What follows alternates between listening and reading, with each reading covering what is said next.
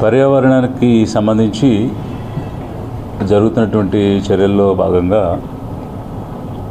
కొన్ని రాష్ట్ర ప్రభుత్వం పర్యావరణ పరిరక్షణ కోసం అలాగే ప్రజల యొక్క రక్షణ కోసం చాలా కార్యక్రమాలు చేస్తూ ఉంది.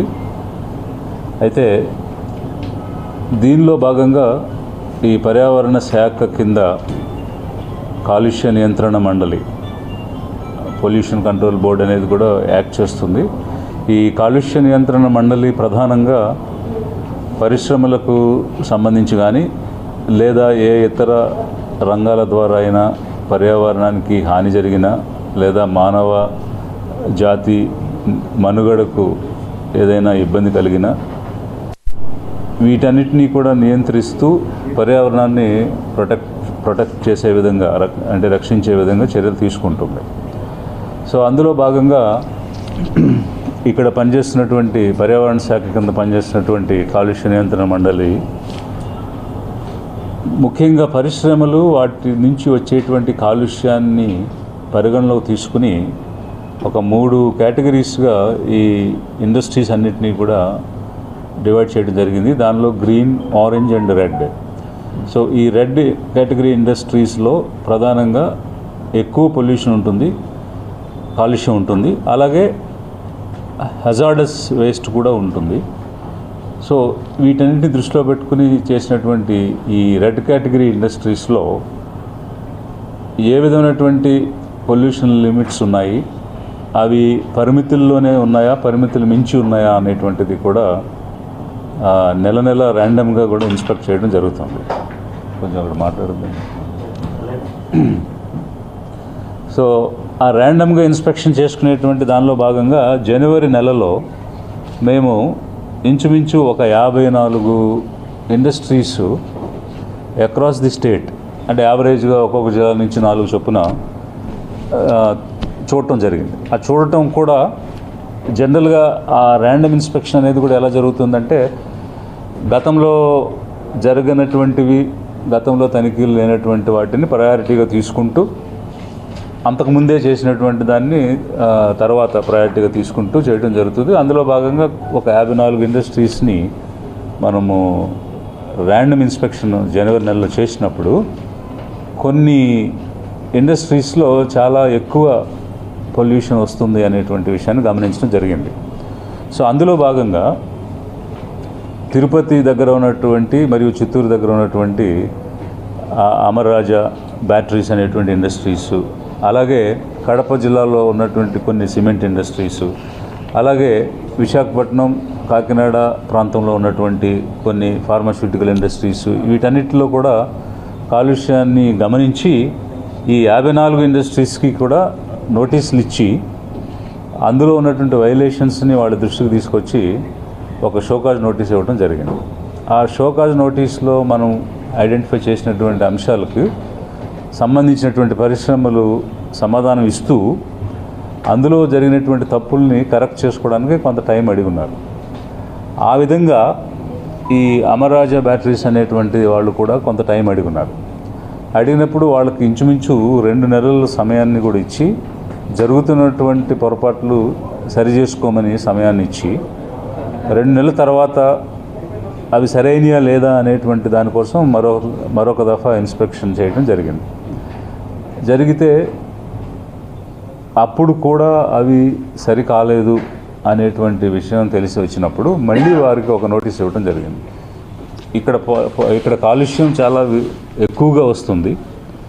ఈ ఎక్కువగా వస్తున్నటువంటి కాలుష్యాన్ని నియంత్రించడం లేదు, అందుకు కావాల్సిన చర్యలు తీసుకోవడం లేదు.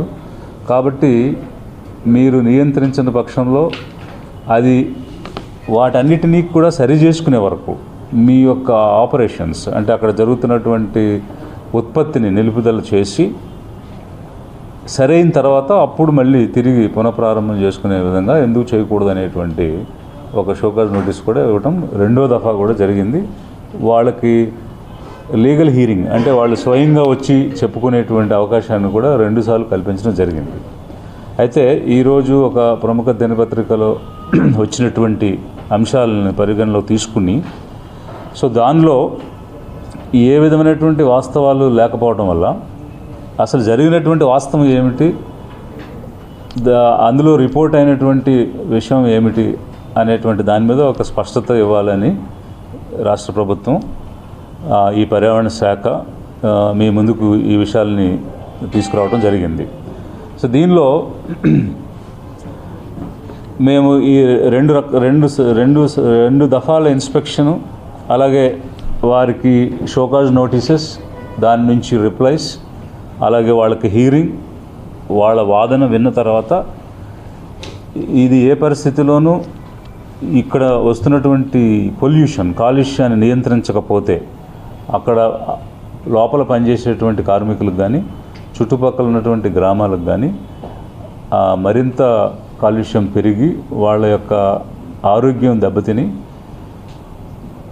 మనం ఏలూరులో కూడా చూసాము కొన్ని ఒక ఫుడ్ చైన్లో, అంటే కూరగాయల ద్వారా కానీ మంచినీళ్ళ ద్వారా కానీ లేదా నాన్ వెజిటేరియన్ ద్వారా కానీ ఇలా రకరకాలైనటువంటి ఆహార పదార్థాల ద్వారానో కరెక్ట్గా ఇప్పటికి కూడా మన కాజ్ని తెలుసుకోలేనటువంటి పరిస్థితిలో కొన్ని లెడ్ లెవెల్స్ ఉండడం వల్ల, కొంత నికెల్ లెవెల్స్ ఉండడం వల్ల అక్కడ మూర్ఛ వచ్చి సడన్గా పడిపోవడం అనేటువంటిది చూసాము.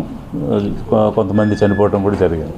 సో ఈ రకమైనటువంటి తెలియనటువంటి ఊహించినటువంటి వైపరీత్యాలు వస్తున్నటువంటి క్రమంలో కాలుష్యాన్ని నియంత్రించకపోతే చాలా ప్రమాదం మానవజాతి మనుగడకు అనేటువంటి క్రమంలో ఇక్కడ గుర్తించినటువంటి అంశాలన్నింటినీ కూడా వారి దృష్టికి తీసుకువెళ్ళి ఇవి మీరు సరి చేసుకుంటే తప్ప దీన్ని నడిపించడానికి వీల్లేదని చెప్పేసి మేము క్లోజర్ ఆర్డర్ కూడా ఇవ్వడం జరిగింది.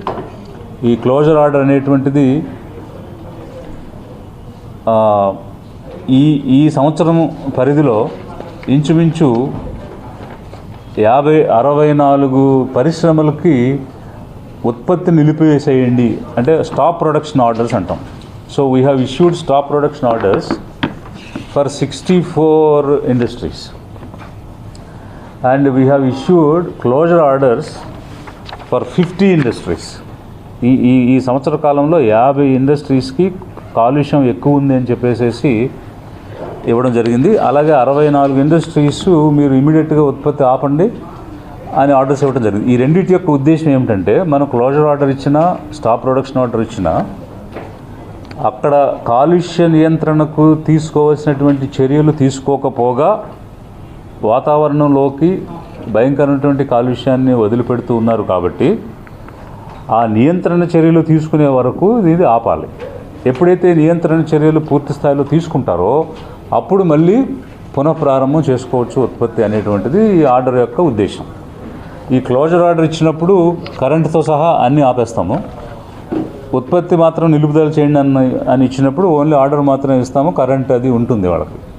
సో ఇది ఒక విధానం ఇక్కడ జరిగేటువంటిది. అయితే ఈరోజు అంటే పనిగట్టుకుని ప్రత్యేకంగా టార్గెట్ చేసి కొన్నిటి మీద ఈ రకమైనటువంటి చర్యలు ప్రభుత్వం తీసుకుంటుంది అనేటువంటి ఒక వాదన మనకి వచ్చినటువంటి న్యూస్లో కనిపిస్తుంది. అది పూర్తిగా విరుద్ధము, అది పూర్తిగా అబద్ధము. ఆ రకమైనటువంటి ఆలోచన ఏ రూపంలోనూ ఏ కోశాన కూడా లేదు. ఎందుకంటే మేము గమనించింది కూడా ర్యాండమ్ ఇన్స్పెక్షన్స్లో భాగంగా అక్కడ ఉన్నటువంటి కాలుష్యాన్ని గమనించడం జరిగింది. ఒకసారి గమనించిన తర్వాత దాన్ని పూర్తి స్థాయిలో విచారించడం అనేటువంటిది చేయడం జరిగింది. అయితే ఎప్పుడైతే మేము క్లోజర్ ఆర్డర్ ఇచ్చామో, పూర్తిగా నిలుపుదల చేయాల్సిన ఆర్డర్ ఇచ్చామో, వారు కోర్టును ఆశ్రయించడం జరిగింది.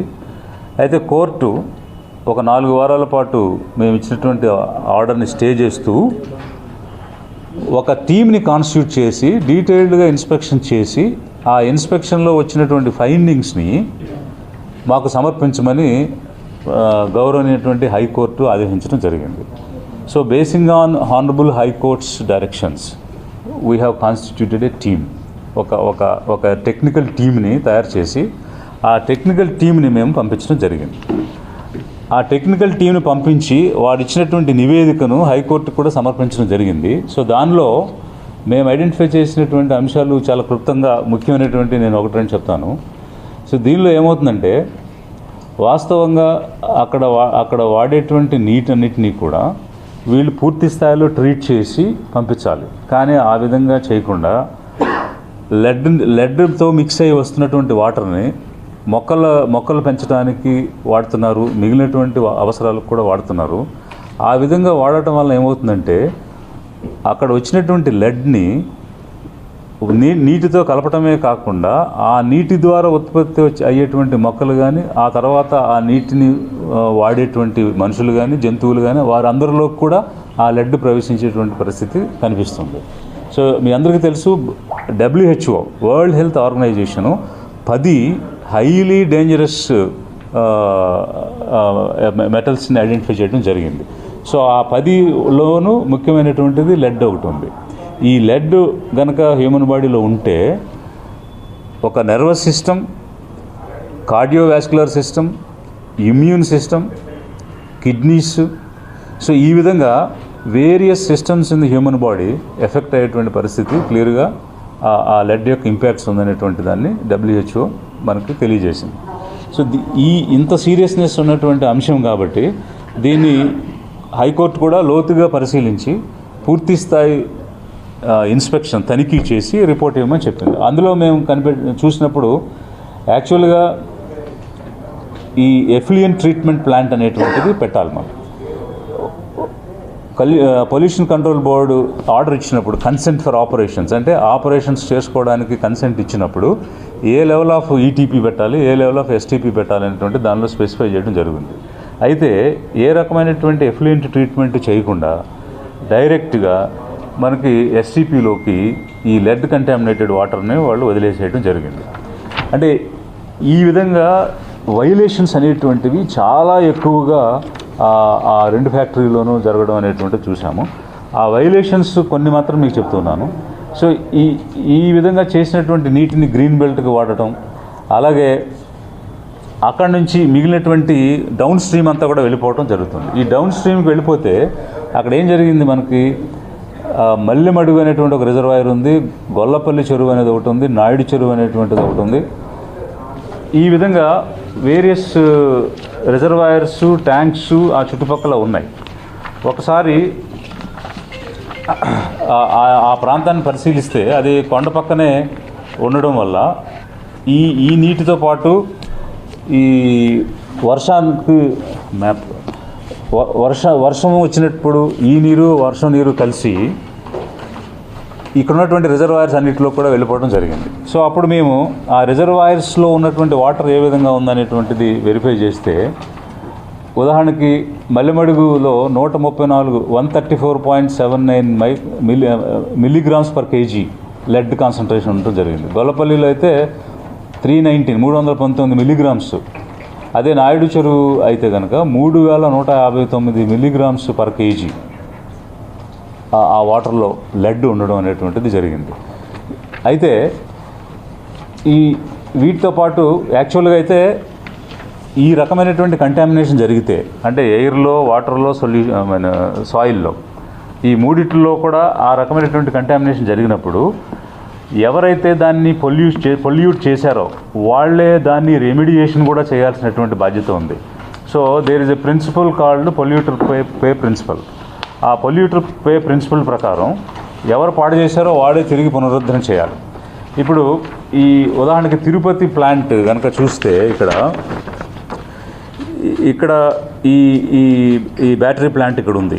అయితే ఇదంతా కూడా కొండలు, ఈ కొండల నుంచి పడినటువంటి వర్షం ఈ విధంగా పారుతూ ఈ ఫ్యాక్టరీని దాటుకుని ఇక్కడ ఉన్నటువంటి ఇవన్నీ కూడా ట్యాంక్స్, ఈ చెరువులన్నింటిలో కూడా ఆ నీరు వెళ్తుంది. అయితే ఈ రెయిన్ వాటరు అలాగే అక్కడ ఉన్నటువంటి కాలుష్యం, లెడ్తో కూడుకున్నటువంటి వాటర్ రెండు కలిసి ఆ లెడ్తో కూడినటువంటి వాటర్ ఈ చెరువులోకి వెళ్ళడం వల్ల ఈ రకమైనటువంటి రీడింగ్స్ ఆ వాటర్లో రావడం జరిగింది. సో ఈ వాటర్ తాగిన యానిమల్స్లోకి లెడ్ వెళ్ళిపోతుంది, అక్కడ పండినటువంటి మొక్కల్లోకి లెడ్ వెళ్ళిపోతుంది. ఈ మొక్కల నుంచి లేదా వెజిటబుల్స్ నుంచి కనుక మనం తింటే బయోమాగ్నిఫికేషన్ అంటాం. అంటే 1 మిల్లీగ్రాము ఒక వంకాయలోకి వస్తే అలాంటి 10 వంకాయలు కనుక మనం తింటే అది హ్యూమన్ బాడీలో మ్యాగ్నిఫై అవుతుందన్నమాట. సో అట్లా ఒక ఫుడ్ చైన్లో ఒకరి నుంచి ఒకరికి వెళ్ళినప్పుడు లేదు ఒక ఒక ఒక గడ్డి పశువులు తిని ఆ పశువుల దగ్గర వచ్చిన పాలు మనం తాగినప్పుడు అంటే గడ్డి నుంచి పశువులకి, పశువుల నుంచి మనుషులకి బయోమ్యాగ్నిఫికేషన్ అంటే ఫుడ్ చైన్లో ఇది మిల్లీగ్రామ్ పెరుగుతూ వస్తుంది అనమాట. ఆ విధంగా హ్యూమన్ బాడీలో ఈ లెడ్ కాన్సన్ట్రేషన్ పెరిగిపోయేటువంటి పరిస్థితి ఉంది. సో అది ప్రధానంగా ఇక్కడ ఎన్విరాన్మెంట్ కాంపెన్సేషన్ అనేది కూడా వీళ్ళు కట్టాల్సినటువంటి పరిస్థితి ఉంది. ఎందుకంటే సరౌండింగ్ ఎన్విరాన్మెంట్ కూడా పొల్యూషన్ చేసేస్తున్నారు కాబట్టి. అంటే ఇక్కడ జనరల్గా ఒక ఇండస్ట్రీలో పొల్యూషన్ ఉంటే అక్కడ ఉండే కార్మికులకు కానీ ఆ లోపల పరిస్థితులకు కానీ లేదా చుట్టుపక్కల కానీ ఉంటుంది. కానీ ఇది ఇంచుమించు 4-5 కిలోమీటర్ రేడియస్లో ఉన్నటువంటి సాయిల్లో ఉన్నటువంటి వాటర్లో కూడా లెడ్ ప్రవేశించడం అనేటువంటిది జరిగింది. అది ఈ హైకోర్టు ఇచ్చిన ఆదేశాల ప్రకారంగా కాన్స్టిట్యూట్ చేసినటువంటి టీం వెళ్ళినప్పుడు ఈ విషయాలన్నీ కూడా బయటపడటం జరిగింది. సో దీంతోపాటు ఎయిర్ పొల్యూషన్ మామూలుగా మేము ఒక ఆర్డర్ ఇచ్చాము. ఒక 28 స్టాక్స్ అంటే డస్ట్ కానీ ఎయిర్ కానీ ఫ్యాక్టరీలోంచి బయటకు వెళ్ళడానికి ఓపెనింగ్ ఉండేటువంటి స్టాక్స్ని మనం ఇస్తే 28కి పర్మిషన్ ఇస్తే వాళ్ళు అదనంగా 73 పెట్టారు.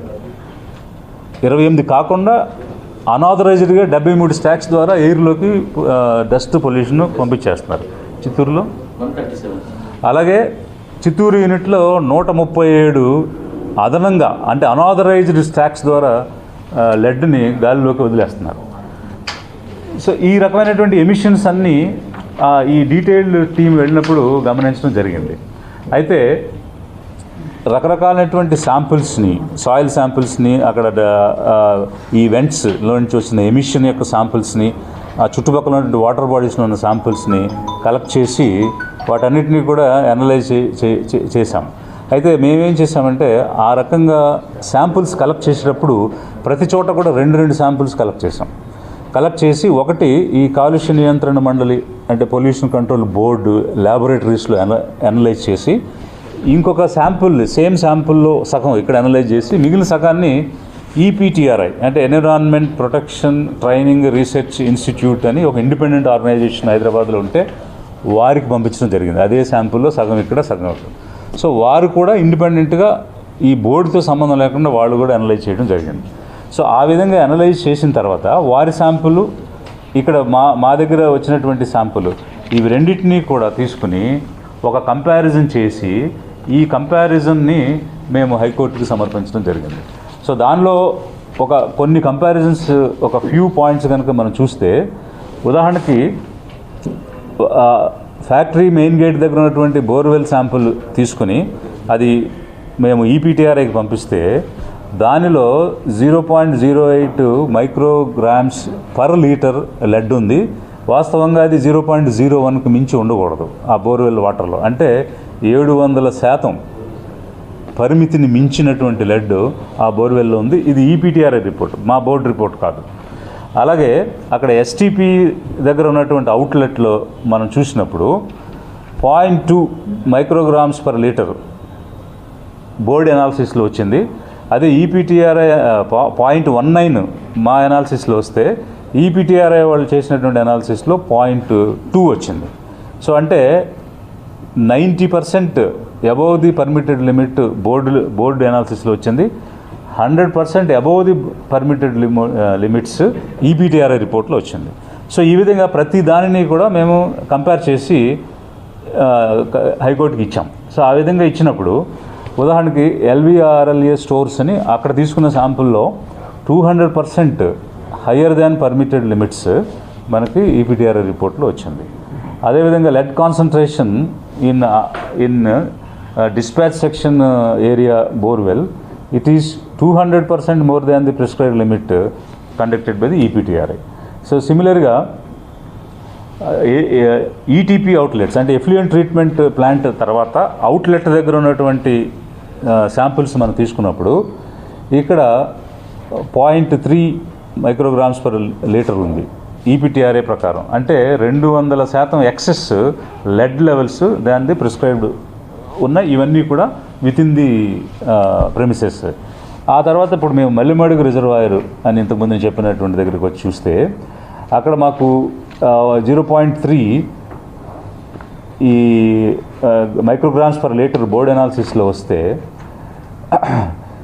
సేమ్ 0.3 మైక్రోగ్రామ్స్ ఈపీటీఆర్ దానిలో కూడా వచ్చింది. This is 200% excess than the permitted limits.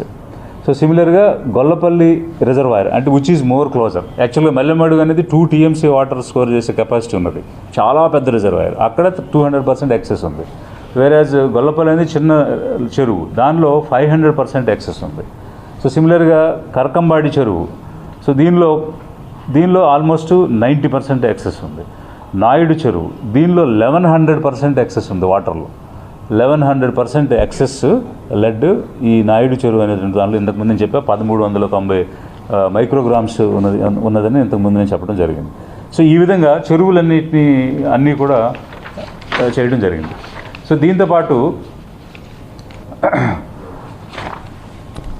అతి ముఖ్యమైనటువంటి విషయం ఏమిటంటే ఎంప్లాయీస్ వర్క్ చేస్తున్న వాళ్ళ యొక్క బ్లడ్ శాంపుల్స్ని మనం తీసుకున్నాం. సో అవి తీసుకున్నప్పుడు వాస్తవంగా ఫ్యాక్టరీలో పనిచేస్తున్నటువంటి ఎంప్లాయీస్కి సంబంధించి చాలా రక్షణ చర్యలు తీసుకోవాలి.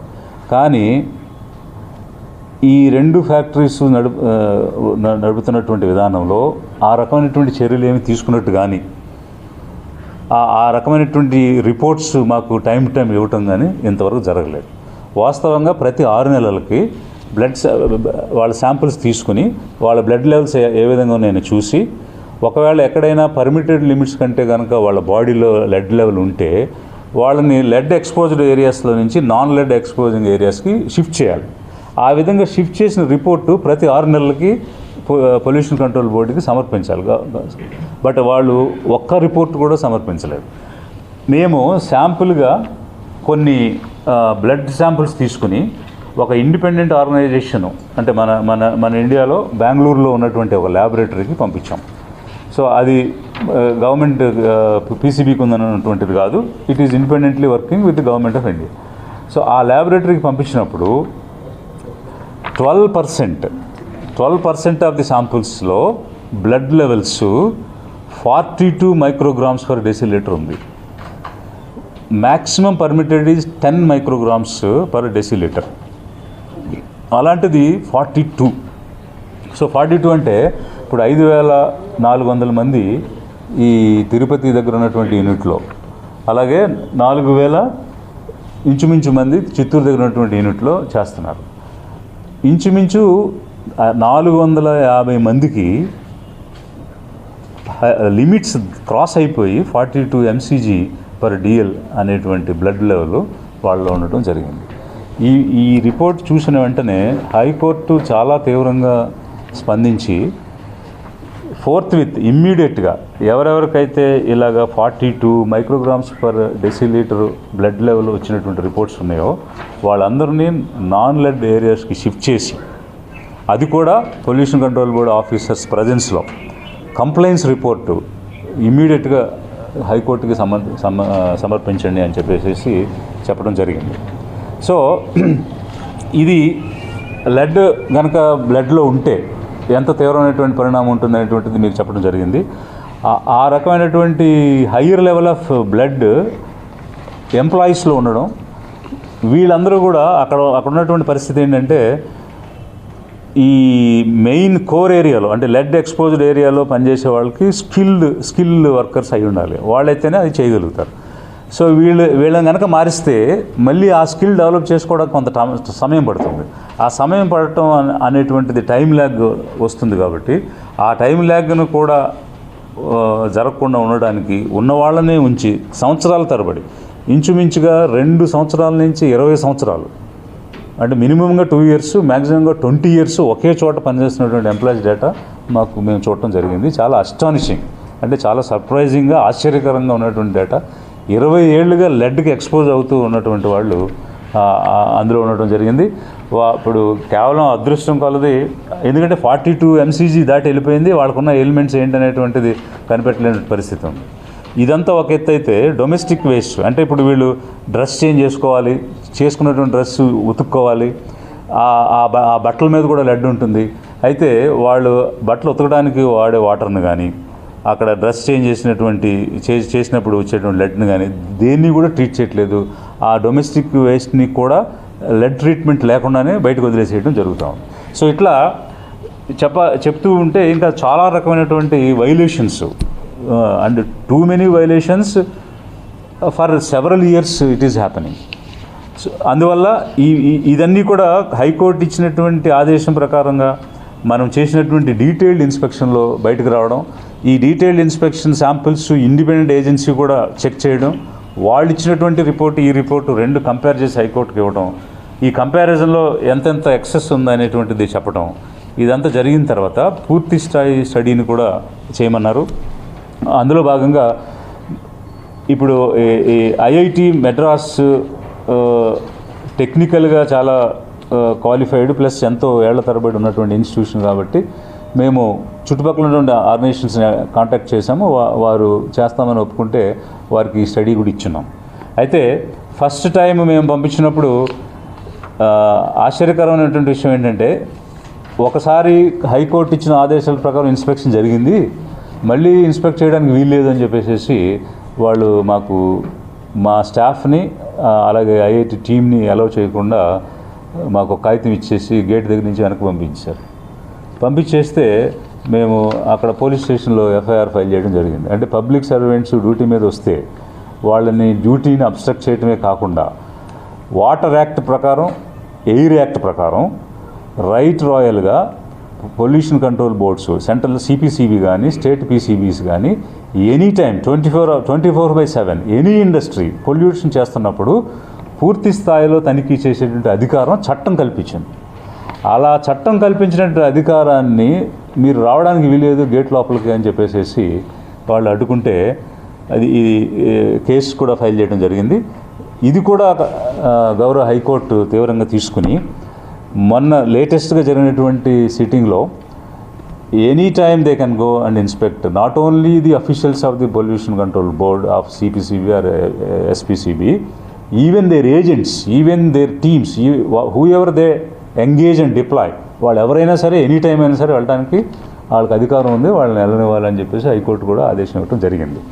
సో ఇదంతటినీ కూడా మనం పరిగణలోకి తీసుకుంటే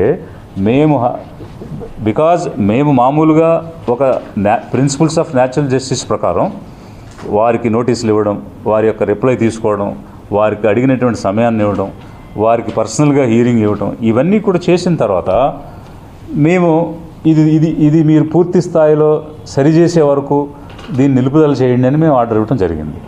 అయితే పూర్తి స్థాయిలో సరి చేయలేదు సరికదా, ఇక్కడ అన్యాయం జరిగింది, టార్గెటెడ్గా చేశారు అనేటువంటి ఒక ప్లీ తీసుకుని ఎలాంటి వాస్తవం దానిలో లేకపోయినా కూడా హైకోర్టులో వేయడం, హైకోర్టు అక్కడ ఉన్నటువంటి ఎంప్లాయీస్ని చాలా క్లియర్గా చెప్పింది, ఎంప్లాయీస్ని దృష్టిలో పెట్టుకుని నేను దీన్ని స్టే చేస్తున్నాను, ఈలోపు మీరు అన్ని కరెక్షన్స్ చేసుకోండి, మేము టైం ఇస్తున్నామని ఇచ్చున్నారు.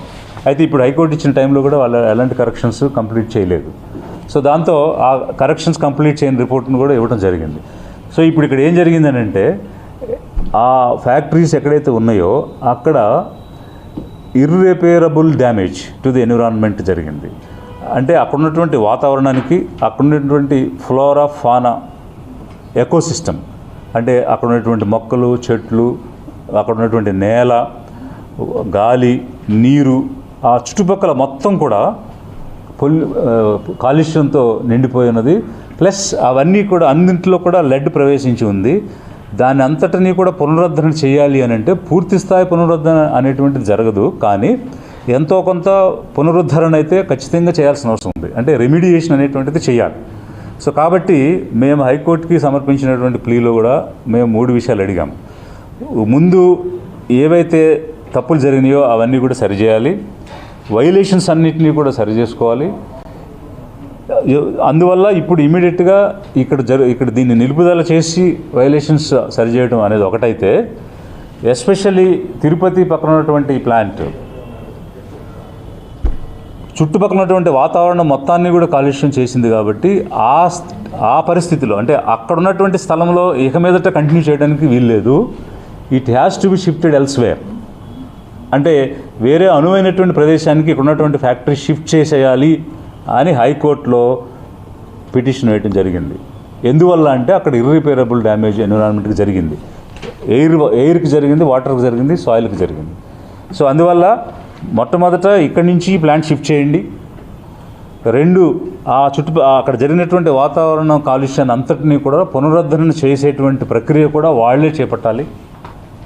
అలాగే జరిగినటువంటి తప్పులన్నీ కూడా సరిదిద్దాలి. ఎంప్లాయీస్ అందరికీ కూడా పూర్తి రక్షణ కల్పించి ఎవరెవరైతే లెడ్ ఎక్స్పోజర్లో ఉన్నారో వాళ్ళని లెడ్ నుంచి పక్కకు తప్పించి మరింత ఎక్స్పోజర్ కాకుండా చూడమని, ఆ చుట్టుపక్కల ఉన్న గ్రామాలన్నింటినీ కూడా సేవ్ చేయమని మేము హైకోర్టుకు వేయడం జరిగింది. అంతేకాని ఈ కాలుష్యాన్ని చేస్తున్నటువంటి క్రమంలో టార్గెటెడ్గా చేయడం వల్ల ఈరోజు పేపర్లో వచ్చినట్టుగా ఇక్కడ ఇబ్బందికరమైన పరిస్థితి ఉంది, అందుకే దాన్ని మూవ్ అవ్వాలనుకుంటున్నారు అనేటువంటిది వాస్తవంగా ఇక్కడి నుంచి మూవ్ చేయాలి. ఇంకా ఇక్కడ ఒక నిమిషం కూడా అక్కడ కొనసాగడానికి వీల్లేదు. ఎందుకనంటే ఆ రకమైనటువంటి కాలుష్యం జరిగిపోయింది అని కాలుష్య నియంత్రణ మండలి తరపున మేము చెప్పాము. అందువల్ల అది ఏ పరిస్థితిలోనూ అక్కడ కంటిన్యూ కాకూడదు, ఇంకొక చోటకి షిఫ్ట్ చేయాల్సినటువంటి నెసెసిటీ ఉంది. లేదంటే ఆ చుట్టుపక్కల చాలా ఏరియా కాలుష్యంతో నిండిపోయినటువంటిది పరిస్థితి ఉందనేటువంటిది మేము చెప్పడం జరిగింది. సో అదేవిధంగా చిత్తూరులో ఉన్నటువంటి ప్లాంట్లో కూడా బికాజ్ ఇది చాలా హజార్డస్ పొల్యూటెంట్. లెడ్ అనేటువంటిది డైరెక్ట్గా బాడీలోకి వెళ్ళి ఇన్ఫ్లుయెన్స్ చేసేటువంటిది. రకరకాలైనటువంటి డిసీజెస్, కొన్ని దీర్ఘకాలికంగా, కొన్ని స్వల్పకాలికంగా వస్తాయి. ముఖ్యంగా ఇమ్యూన్ సిస్టమ్ కనుక దెబ్బతింటే అది మనకు ఇమీడియట్గా తెలీదు. తర్వాత ఏదైనా ఒక జబ్బు వచ్చినప్పుడు దాన్ని బాడీ ఫైట్ చేస్తున్నప్పుడు ఆ ఇమ్యూనిటీ పనిచేయక, బాడీ ఫైట్ చేయలేక, రకరకాల కారణాలతో డైరెక్ట్ రిలేషన్స్ ఉంటాయి, ఇండైరెక్ట్ రిలేషన్స్ ఉంటాయి. కాబట్టి వీటన్నిటిని దృష్టిలో పెట్టుకుని చేయడం జరిగింది తప్ప ఏ రకమైనటువంటి టార్గెట్ అనేటువంటిది లేదు. సో దానిలో రాసినటువంటి వాస్తవాలు కాదు కాబట్టి ఒక లీగల్ నోటీస్ కూడా డిపార్ట్మెంట్ తరఫున ఆ ప్రముఖ దినపత్రికకి పంపించడం జరుగుద్ది. దానికి అనుగుణంగా అందులో ఉన్నటువంటి తప్పులకు సంబంధించినటువంటి రిలేటెడ్ చర్యలు, డిఫమేషన్ రిలేటెడ్ చర్యలు కూడా తీసుకోవడం జరుగుతుంది అనేటువంటిది ఈ సందర్భంగా తెలియజేస్తున్నాను. సార్, ఆ ప్రాంతంలో పరిశ్రమ అయితే పెట్టే పరిస్థితి అయితే లేదు, కంటిన్యూ చేసే ఇప్పుడున్నటువంటి పర్టికులర్ ప్లేస్లో హైకోర్టుకి ఏమని తీసుకొచ్చింది సార్? యాజమాన్యం, అమరరాజు యాజమాన్యం హైకోర్టుకి గతంలో కూడా ఆశ్రయించారు కదా, వాళ్ళు కూడా దాఖలు చేసినట్టున్నారు. ఇప్పుడు మేము ఇచ్చినటువంటి ఆర్డర్ మీద వారు హైకోర్టుకి వెళ్ళి అడిగింది ఏంటంటే, మాకు కొంత సమయం ఉండి మేము ఈలోపు కరెక్షన్ చేసుకుంటాము, మాకు మూసేయమని ఆర్డర్ ఇచ్చారు కాబట్టి దాన్ని స్టే చేయండి అని చెప్పేసి అడిగితే వారు టైం ఇచ్చారు. ఈలోపు అంటే ఇప్పుడు మేము మొదట చేసిన ఇన్స్పెక్షన్ని కూడా డిస్ప్యూట్ చేశారు.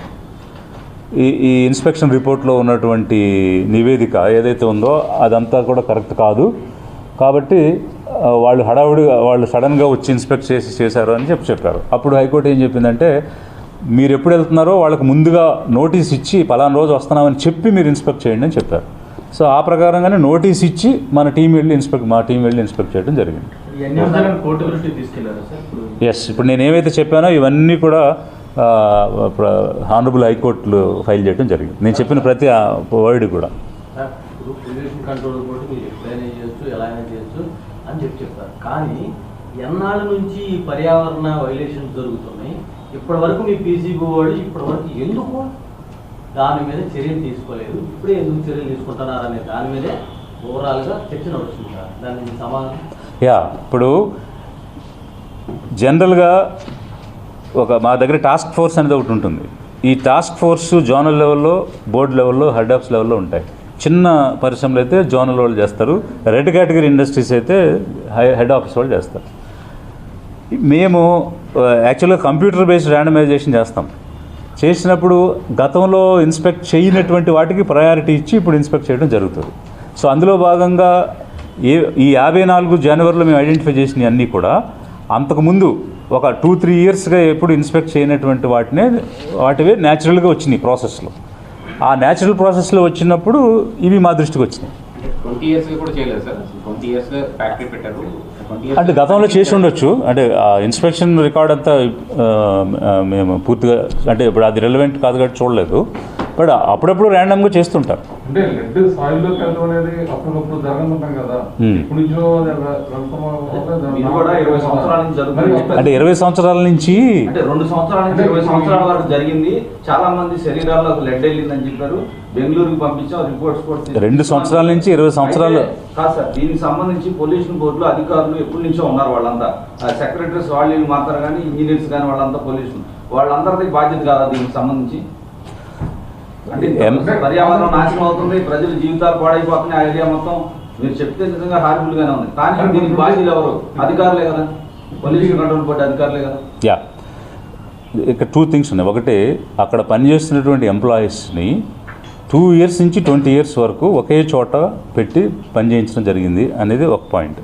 అయితే ప్రతి 6 నెలలకి బ్లడ్ శాంపిల్స్ తీసి ఎవరెవరైతే లెడ్ ఎక్స్పోజింగ్ ఏరియాస్లో పనిచేస్తున్నారో వాళ్ళకి లెడ్ లెవెల్స్ పెరిగినప్పుడు నాన్ లెడ్ ఏరియాస్కి షిఫ్ట్ చేయాలి అని నియమము. ఆ ఫ్యాక్టరీ రన్నింగ్ చేయాలంటే అదొక ప్రధానమైన నియమం. 6 నెలలకు ఒకసారి సంబంధించి ఇవ్వాల్సిన రిపోర్ట్లు వాళ్ళు ఇవ్వడం లేదు.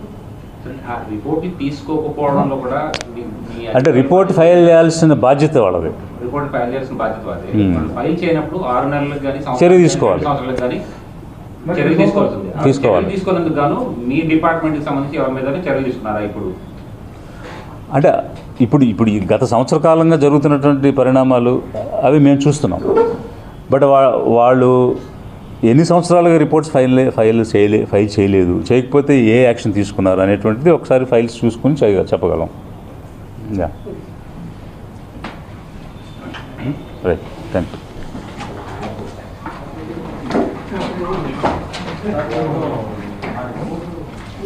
ఇస్తాను నేను మీకు అది మొత్తం డేటా అంత ఇస్తాను.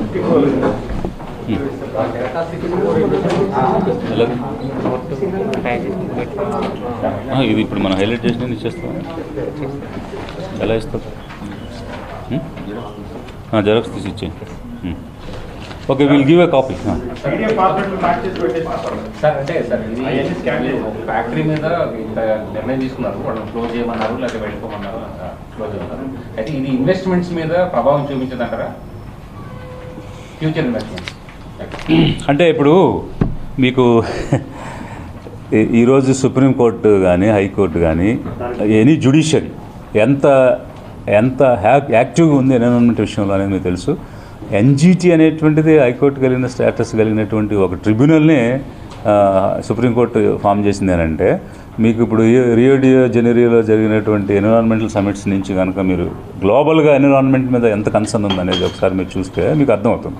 So day by day concern on the environment plus pollution by the humans అనేటువంటిది అక్రాస్ ది గ్లోబ్ డెవలప్ అవుతున్నటువంటి థియరీ అండ్ కన్సర్న్.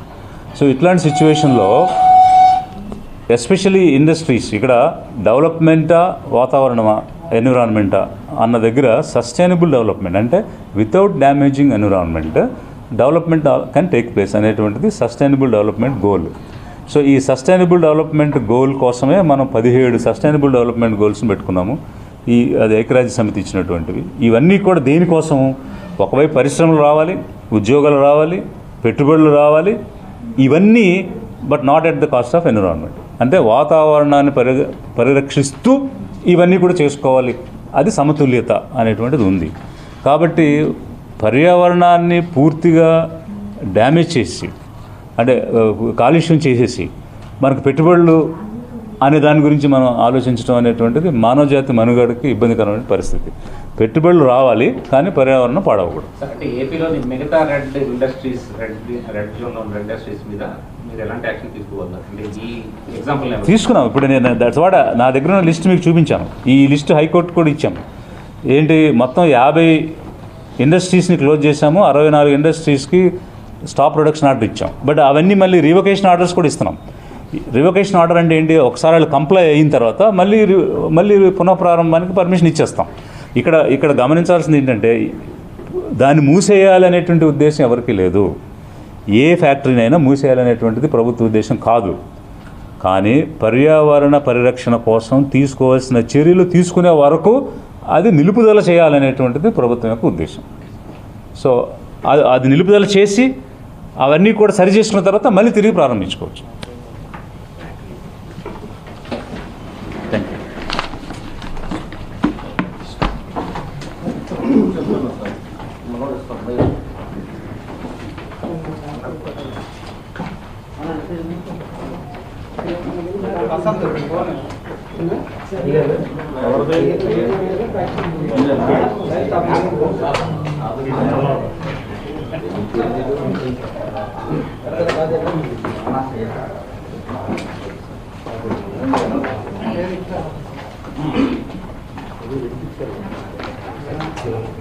శేషు చదివి